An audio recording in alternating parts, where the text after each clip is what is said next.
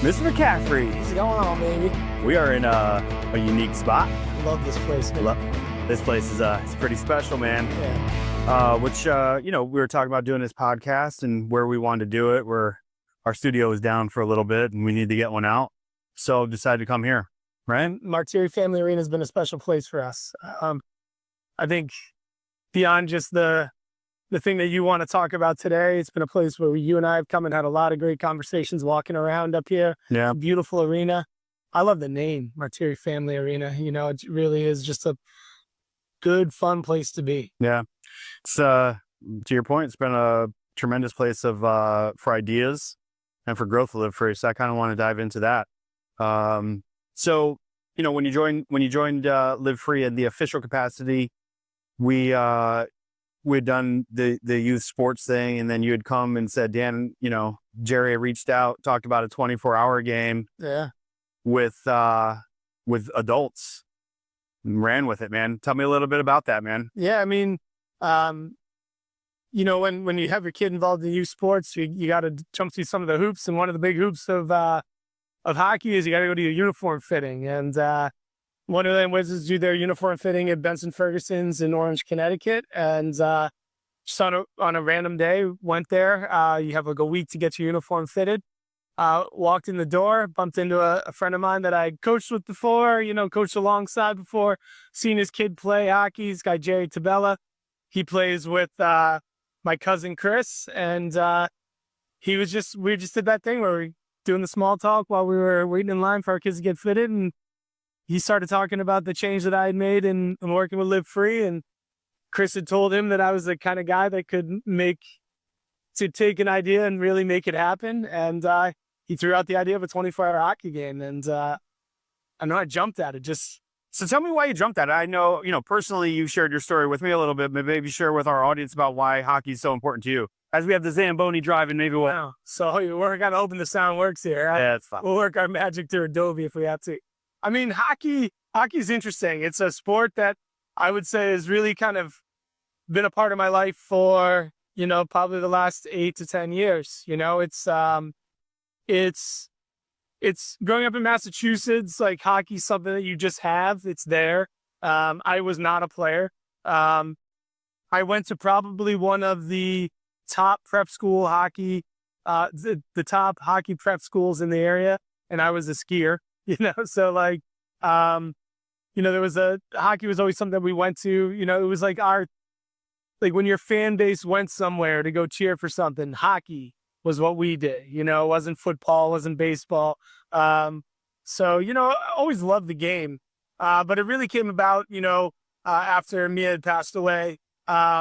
We had been, prior to Mia passing away, when we were living in the city, we used to go to the outdoor rink down in Central Park. We went down there with her once and went skating, and it was something that she loved to do out there. And coming out of our experience, we looked at James, who 6 years old, like, buddy, we gotta keep moving forward. What do you want to do? Let's do something new. So he wanted to go ice skating, so we went down to Wonderland of Ice, and he got into the Learn to Skate program there, and then quickly just started, I could still see him putting his fingers up on the boards, looking up at all the kids that would come and play hockey after, and he wanted to play hockey, and at the time, I really wanted to be involved and keep him close. So I being somebody who knows how to coach, I got involved in coaching right away. In order to get better at the game, I joined a men's developmental league. That's great. And God bless you.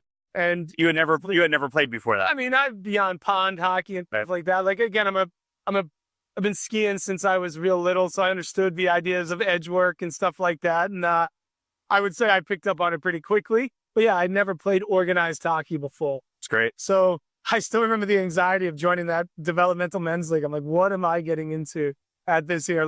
Doing line drills and learning how to go from edge to edge. And what happened there is that, quickly got involved in that program. And then after that, after the developmental league played, the hour slot after was a men's or a 40+ pickup league. And I wasn't quite 40 yet, but I think my skills You and I call where they needed to. So I started doing that a little bit, and then I mean, I could keep going, like, and then I ended up meeting this guy Bert Terranova, who I'd never met before. He's Trumbull dad, and he was starting a team, and he's like, "Do you have any guys that want to do it?" And I grabbed Tony Valiza, and we grabbed a few other guys that I got to know around the rink, and we went for it. Now we play on a men's league team together, and you go from there. So like, that's kind of my story with hockey. As an outsider that doesn't know anything about hockey, actually, I used to make fun of hockey because I didn't know anything about it. I will say one of the things that I'm most impressed about is the community around hockey. Touch on that a little bit. I mean, I think, anybody who's involved in any sports will feel community, I think, in the sports that they're involved in. I mean, you and I have played against each other in men's league softball, before, and there's community there. Don't get me wrong. Like, those people, different though. It's totally different. Totally different. The community of hockey it's just vast. And maybe it's because of the area that we're in, like this part of the United States, but it does seem to kind of transcend in other areas where there's ice, there's always hockey players. Like, there's always some like beer league that's going to be going on, some pickup that's going to be present that you can get involved in. Like, I could look up like a pickup and go play tonight somewhere, we're here tonight at, I think, 8:00, it says up there, the SCHL is playing here, so like, there's men's league hockey that's going to take place here even tonight. So the community is huge. Yeah. There's so many people that play it.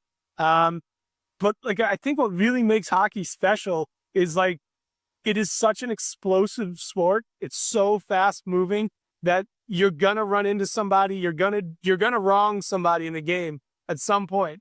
And, by the end, you might be like chirping each other, wanting to fight, but you still shake hands at the end. And, I mean, sometimes you carry that stuff over, but for the most part, everything's just left on the ice. Yeah.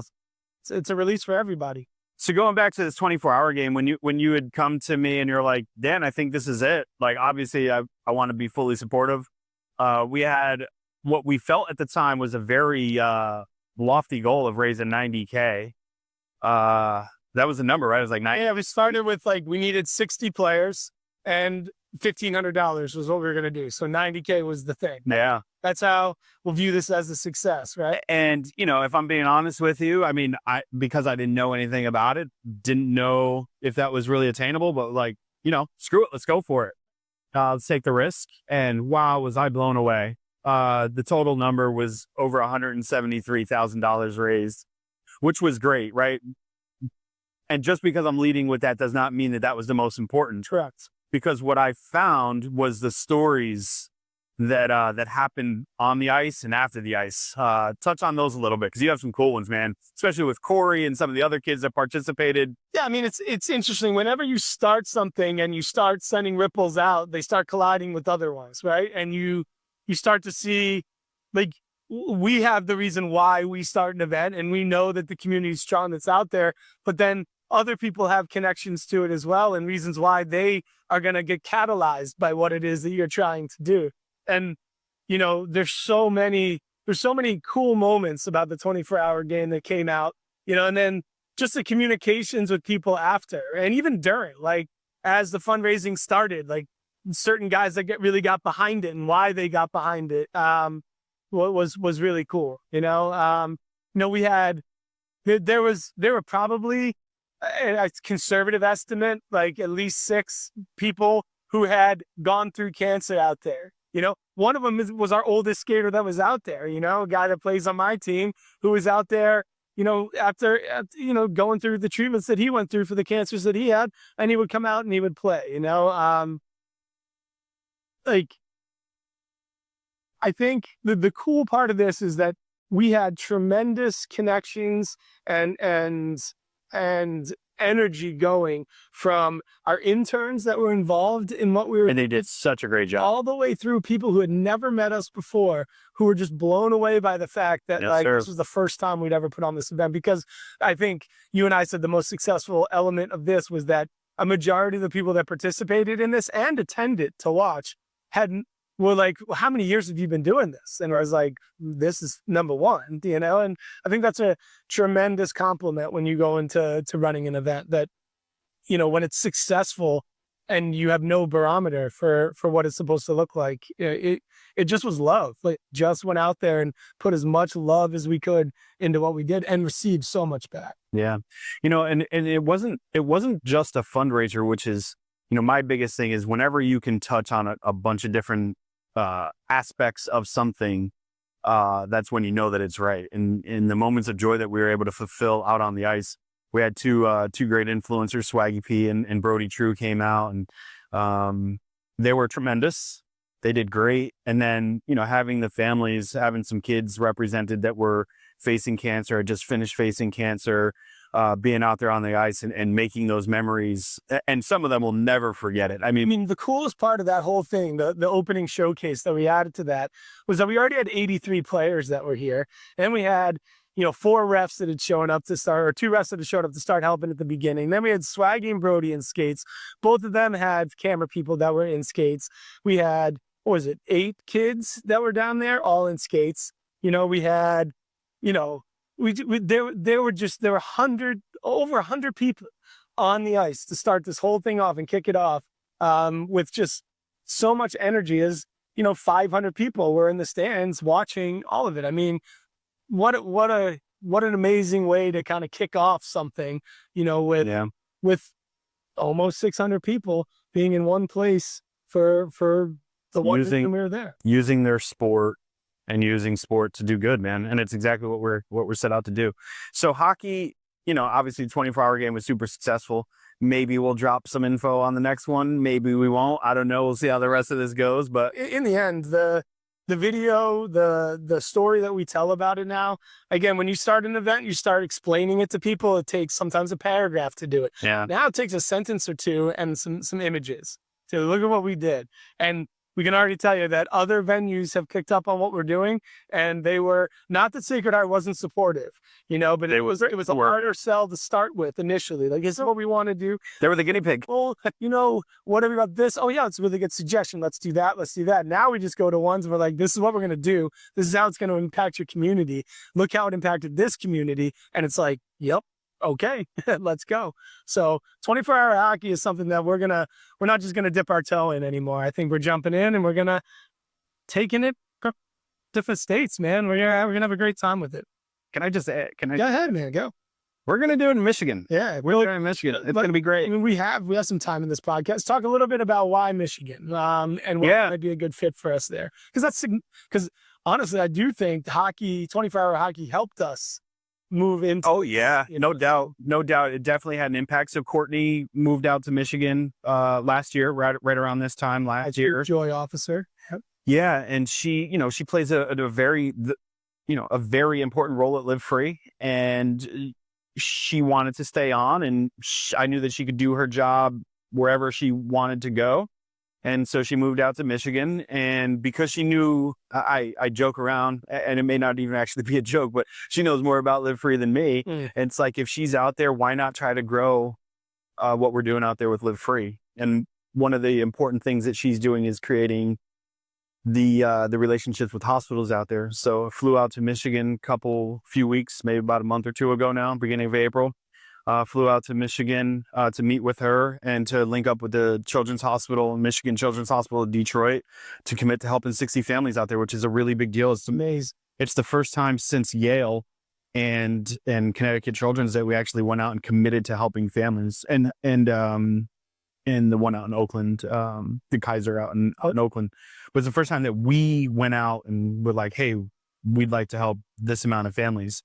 And so while I was there, just decided to try to make an appointment with the University of Michigan and Michigan State. Well, I mean, to be transparent, we had some guys in the background that were like, sure, Yost is a pretty cool place. You want to go check that out. Shout out Cole Verde. Shout out to Cole. You know, you may also want to go check out Michigan State. Yeah. Moon is a really cool venue as well. And yeah. So, but yes, I mean, you went there. Yeah. So went there, had an appointment with Yost. They were about it. They were very interested in us doing it. And then also went over to Michigan State and did not have an appointment there.